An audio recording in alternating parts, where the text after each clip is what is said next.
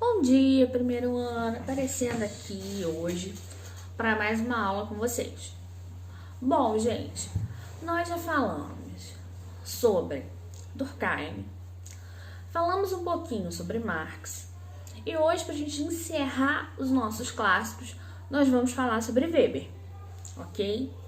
Max Weber é um teórico alemão, tá? Que ele vai se diferenciar do Durkheim e do Marx, né? Primeiro ele se diferencia do Marx porque o Marx tem uma, digamos assim, uma pegada, um ideal de cunho socialista, o que não é, né, aquilo que o Weber prega. E também vai se diferenciar do Durkheim por uma outra questão. O Durkheim fala muito em neutralidade, né? A gente tem que comparar, o sociólogo tem que ser uma pessoa neutra, aberta a várias possibilidades. E o Weber vai dizer, bom, realmente tem que ser neutro. Só que na medida em que eu escolho o assunto que eu vou estudar, eu escolho como estudar, eu tô colocando ali uma coisa que é pessoal. Então, essa neutralidade e essa objetividade que são defendidas por Durkheim caem por terra. Porque nós somos seres humanos, nós somos pessoas que têm ideias, que acreditam em coisas, né? E que, por essas questões, não seria, como é que eu posso dizer assim, possível, né, ser uma pessoa absolutamente neutra nas suas decisões, neutra nas suas escolhas, inclusive do que pesquisar e como pesquisar, tá? Ponto 1. Bom, gente, Weber, ele vai, assim como o fato social é o mais importante para o Durkheim, né? A ideia do que a sociologia vai estudar. A classe social, né? Como a sociedade se divide, como estudar essa dinâmica, essa interação entre a burguesia e o proletariado, por Karl Marx, é fundamental. O Weber vai falar em ação social. Aí você vai falar, ação, um é fato, outro é classe, esse é ação social.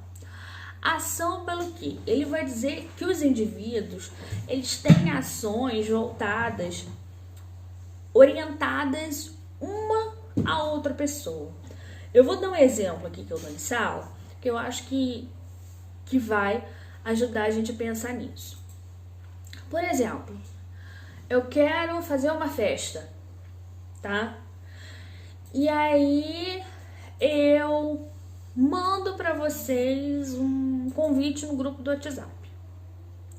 Eu parto do princípio que todo mundo viu o convite e prepara a festa e tal, e chega na hora, ninguém vem. É você. Houve uma ação social? Qual é o objetivo de uma ação? O objetivo de uma ação é, em última instância, é promover a comunicação com o outro. Então, se eu mandei uma mensagem no WhatsApp, eu vi lá que foi entregue para todo mundo, que todo mundo viu, então eu parto do princípio de que essa comunicação, ela existiu. Então, esta é uma ação social, né? A pessoa não veio porque não vai com a minha cara, por exemplo, porque não pôde, né? Essa não vinda dela também é uma resposta. Ah, professora, mas se alguém tivesse respondido, olha, não vai dar pra ir, nossa, eu vou com certeza, não sei o quê.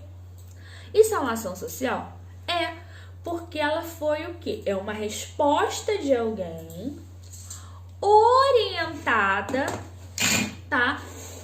Seguindo o meu convite. Agora vamos pensar uma outra coisa. Eu pego, depois que, sei lá, mandei essa mesma mensagem no grupo, só que eu não percebi que todo mundo já tinha saído do grupo, só eu, tava sozinha lá no grupo. Essa mensagem chegou às pessoas Não, não chegou. E eu preparei a festa assim mesmo.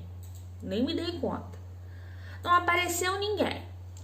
Houve comunicação? Não, não houve. Contudo, houve uma intenção da minha parte em me comunicar. Então, se houve intenção, eu também posso dizer que aquilo é uma ação social.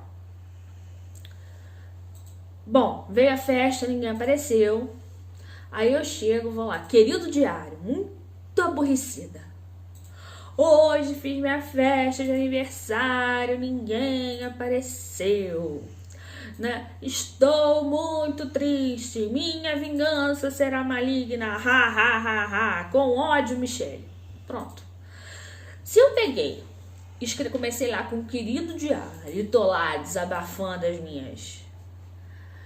o meu pensamento, eu tenho a intenção de que alguém veja esse meu diário, essa coisa ridícula que a minha vingança será maligna. Não. Então, para ser uma ação social, é uma ação que ela é orientada para outra pessoa. E essa ação, ela tem que ter como fim a comunicação. Ou, pelo menos, a intenção de que haja essa comunicação. Ok? Bom, o Weber, tá? Ele pensa bem diferente dos outros. Ele vai dizer, por exemplo, que a sociedade funciona como se fosse um grande teatro. Pensa num teatro, né? Você já foi a um teatro, a um espetáculo, né? Tem alguém lá no palco ensinando e você tá lá dentro. Então ele vai dizer que a sociedade é exatamente isso. Ela é o que ele vai chamar de um teatro social. Em um teatro, numa peça de teatro, cada um tem o seu papel. Quem desempenha um papel, mesmo que seja o papel da árvore na peça, a gente vai dizer que ele é o quê? Um ator. Se o teatro é social, o ator também é social. Então ele vai chamar os indivíduos de atores sociais, porque todos estamos dentro de um grande espetáculo, de um grande teatro, e todos nós temos papéis a cumprir dentro desse teatro. Então eu, Michele, tenho papel de esposa, de amiga, de mãe do cachorro, de irmã, de neta, de filha, de professora. Então, olha, numa pequena reflexão, quantos papéis uma única pessoa ela desempenha, digamos assim, nesse teatro da vida, tá? Então ele vai falar que os indivíduos são atores sociais. E o que um ator faz? Ele atua, né? Tanto Durkheim quanto Marx, eles falam que a sociedade, ela prevalece sobre o indivíduo, né? Ou seja, a sociedade ela é mais importante que o indivíduo. O Weber ele vai ter uma outra leitura. Ele vai dizer pra gente que a sociedade ela não é composta por indivíduos, e não são esses indivíduos que atuam, que desempenham seus papéis na sociedade. Então ele fala que a sociedade não é maior que o indivíduo. A sociedade, como ela é composta por indivíduos, à medida que esses indivíduos mudam os seus papéis, mudam a forma como eles atuam, a sociedade também vai mudar. Então existe uma prevalência, ou seja, o indivíduo ele é mais importante do que a sociedade, tá? De acordo com Weber. Bom, se ele vai falar da importância dos indivíduos e da importância da sua atuação, o principal conceito do Weber vai ser de ação social, ou seja, a maneira como as pessoas atuam, a maneira como as pessoas agem na sociedade. E ele vai determinar 4 tipos de ações. Vamos lá. Primeiro, ação social tradicional. O que seria isso? É uma ação social né? É uma atitude que ela tem como base os costumes, o hábito, a tradição. Então, por exemplo, você chegar na casa do seu avô, ainda existem algumas famílias que, nossa, pede a benção ao seu avô, à sua madrinha, né? Isso é uma atitude em si tradicional. A pessoa faz isso com base nos costumes, né? Você entrar na igreja, né? Vai lá fazer o sinal da cruz. É uma tradição. Então, essas são ações tradicionais. Coisas que você faz por hábito, coisas que você recebeu de outras gerações e que por muitas vezes a gente faz sem sequer fazer uma grande reflexão sobre aquilo. Se faz porque todo mundo faz, tá? Eu tenho uma ação social afetiva. E aí você, então tem a ver com amor, com carinho. Gente, afetiva nessa situação pode ter a ver com amor, com carinho, com coisas do gênero, mas afetiva no sentido de coisas que te afetam. Então, por exemplo, alguém bateu no meu carro, eu saí para reclamar, a pessoa vai, sei lá, me dá um empurrão e me xinga, aí o sangue ferve, eu caio para dentro de porrada, a gente se embola lá brigando. Esta ação é uma ação afetiva. Ações afetivas são ações muito baseadas na questão dos sentimentos, do orgulho, da vingança, da loucura, da paixão, daquilo que te impacta. Então as ações afetivas são coisas que geralmente não são coisas muito pensadas, são coisas assim meio que de bate pronto. Olhei, gostei, fiquei e fui embora. É um exemplo de ação afetiva também. E eu tenho outros dois tipos de ações que têm um nome parecido. Ação social racional a fins. Fins vem de finalidade. Isso mesmo. Então, por exemplo, eu decido que quando eu chegar aos 40 anos eu tenho que ter pelo menos R$1 milhão guardado, aplicado, enfim, eu tenho que ter R$1 milhão. Então, o que eu tenho que fazer para ter R$1 milhão guardado até o dia que eu tiver 40 anos?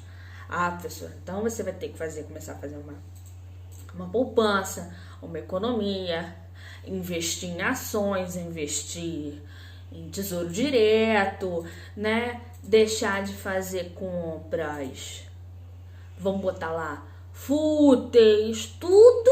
Você vai economizar, você não vai viajar, você não vai comprar um sapato, uma bolsa, nada. Você não vai comprar água na rua porque eu quero ter R$1 milhão guardado até os 40 anos.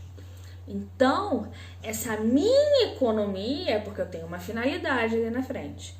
Eu vou estudar 8 horas por dia porque eu quero passar no Enem para medicina. Então, aquela sua atitude, ela não é desprovida de objetivo, né? Uma ação racional afins, ela está relacionada a um objetivo. Você faz alguma coisa com uma finalidade, com um direcionamento. E por último, eu tenho ação social racional a valores. E aí você valores tem a ver com dinheiro? Não. Valores tem a ver com aquilo que eu valorizo. Então podem ser ações, por exemplo, de caráter religioso. Podem ser ações de caráter político. Então eu sou contra ou a favor do Beltrano. Então eu vou lá, faço uma defesa do Beltrano, ou chego lá e falo, olha, Beltrano não vale nada.